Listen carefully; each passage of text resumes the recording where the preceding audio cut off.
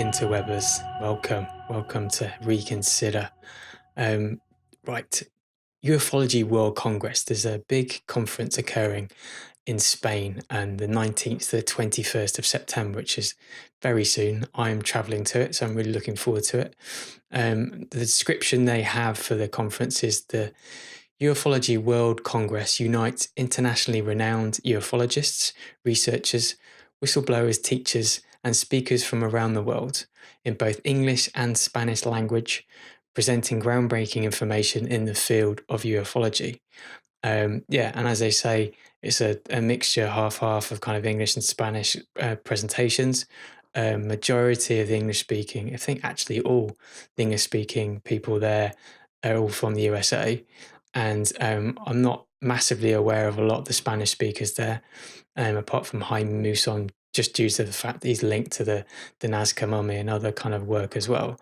But yeah, like really looking forward to it. And the actual sort of area itself is rather fascinating itself.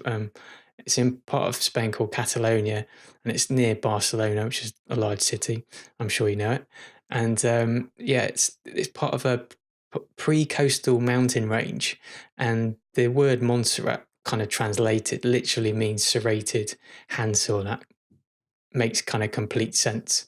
Just because of the typography and the geology, the sort of rock formation is rather interesting to look at. And then the whole area itself apparently is supposed to be quite a sacred, sort of magical place with a lot of ley lines crossing and passing through. So it's quite high sort of frequency and vibrations. And legend has it as well, it's got fifth dimensional and Lemurian gateways as well. And there's a potential for stargates there as well, which is common with UFO activity, which there has been a lot of at the kind of mountain of Montserrat. So I assume also that's why they've positioned the conference there as well. It was fascinating. Just I've been thinking about how UFO activity and sort of mountains and how they're kind of the two are quite closely linked. And you've got areas like Australia, you've got the Blue Mountains. There's a lot of UFO activity around there. There's mountains in France as well, and then the USA. Everyone knows sort of Mount Adams and then Mount Shasta. So it's always kind of linked UFO activity with those particular areas, I guess, because a lot of the time, just obviously due to the ley lines, or maybe they may be vortexes, etc. So I always find that quite fascinating. There's another legend there as well. A part of Montserrat is that Jesus spent some time there, and he was aligning himself to kind of Christ consciousness. And the whole kind of mountain itself has got quite a large sort of monastery and abbey there as well. And the reason for it is because, again, there's another legend, but in 1808, there was a pastor and he witnessed on a Saturday, and he saw light descending into the mountain. Now, the lights themselves had a really beautiful, soft melody that was playing alongside with them.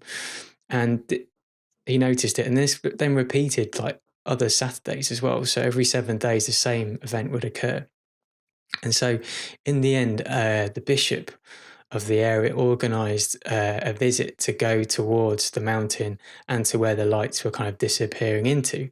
And they found this statue that hadn't been seen since for a long time, a statue of the Virgin Mary. And then they decided essentially to construct a chapel around this statue. And now it's become a point of pilgrimage for people. And this statue is now known as the Black Madonna because of the material that they use to sort of carve. The Virgin Mary is very, very dark, sort of almost black-like, so hence why she's got the name, the Black Madonna. Now, she's now the sort of patron saint of Catalonia as well. And a lot of people go there to sort of touch the statue and also kiss for a blessing.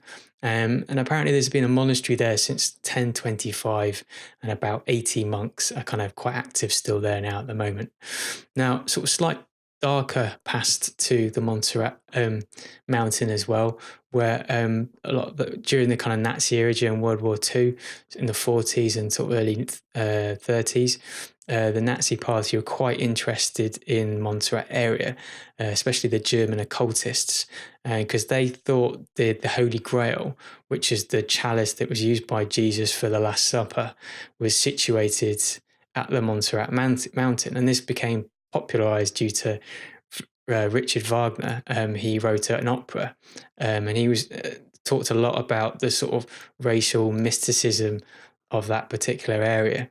Now, in October 1940, Hitler apparently was attending a conference with General Franco, and he was trying to convince Franco to actually join World War II and be part of the German side.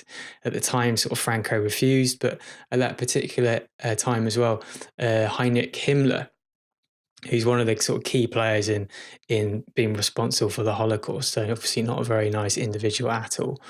But he was very interested in this Holy Grail. And he was at this conference to essentially kind of check security. And then he traveled over to kind of Montserrat to dig deeper about the Holy Grail.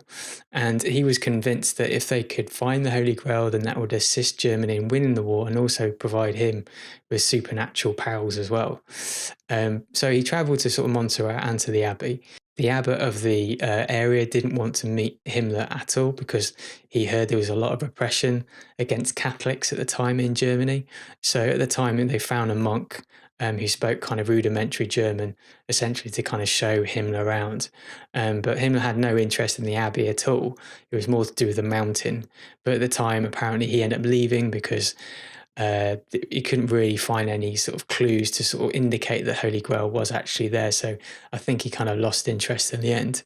And it's just strange this week, a little bit of synchronicity with, Montserrat and me going there. And just randomly, I just decided to start watching Indiana Jones because I hadn't seen it for like years and years. And then I sort of realized the link about Steven Spielberg's, his depiction of the first film, Indiana Jones and the Lost Ark. They used a lot of kind of Nazi kind of undertones of them looking for this particular archaeological find. And one of the characters in there was quite Himmler-like, and he had sort of ringed spectacles and was quite a mouse-looking sort of man, quite kind of frail-looking, but incredibly sort of evil. And then, sort of, I think the third film, it's Indiana Jones and the Last Crusade. They actually are looking for the Holy Grail as well. So, yeah, that was a bit strange that I kind of started watching those films this kind of week. But again, it's not all sweetness and light as well. I mean, I think the area is supposed to be quite special and sacred and beautiful. And I mean, the landscape looks stunning itself. And I'm quite looking forward to kind of walking around if I get the opportunity as well. But apparently there's been quite a lot of disappearances, and I've read some stories on the internet, and some articles are actually saying there's been quite a few, hundreds of people have disappeared over a long period of time, but within that kind of area. And some of the more recent sort of notable cases, sort of 1980, there was an 18-year-old girl called Gloria, and she had a real interest in UFOs and communicating with aliens, etc. And she sort of lived vaguely locally to the area itself. And she went to the mountain and then was found sort of shortly after, disorientated and kind of lost in a forest. She was found by a pastor of the area. And then she went back home. And then again, a couple of days again, she disappeared and then was never seen again. So people assumed that she sort of traveled back to the mountain and never came back. And then in 1985, another lady called, again, I'm going to butcher this name, but it's Amparo, I think. And she was walking alone in that area near to sort of deep cracks, because I think there's a lot of deep cracks and caves and crevices and stuff. And she claims at the time she became really dizzy and deeply attracted to a potential underground kingdom under the mountain. And then again, she went back a few days later and disappeared and was literally never ever seen again. And then another one, more recent, well, not that recent, but 1990, a gentleman called Carlos. He leaves his home. Again, he's found sort of disorientated by his relatives. He's just said, he left home to go to Montserrat for the judgment with God and the devil, which is a bit weird. And then went back home. And then a couple of days later, he left again and then was found dead, literally where the Black Madonna was found in the legend that I just spoke about recently. And again, these are just some of the key stories I can find. I think there are many more, and many others have sort of disappeared, and then their bodies have literally been found years later. Sort of the bodies have been mummified. So yeah, it makes me a little bit less kind of confident about walking around and a bit more careful. Yeah, because I'd rather not die. But yeah, so But really fascinating stories. Really looking forward to going to Montserrat. And if you're there and you want to say hello, just, yeah, please do. That'd be lovely. And yeah, I'll report back. Hopefully going to try to um, organise some interviews if I can, see what happens, see who's available. But we'll definitely update you on my progress on my return. Thank you very much. Take care. Bye bye.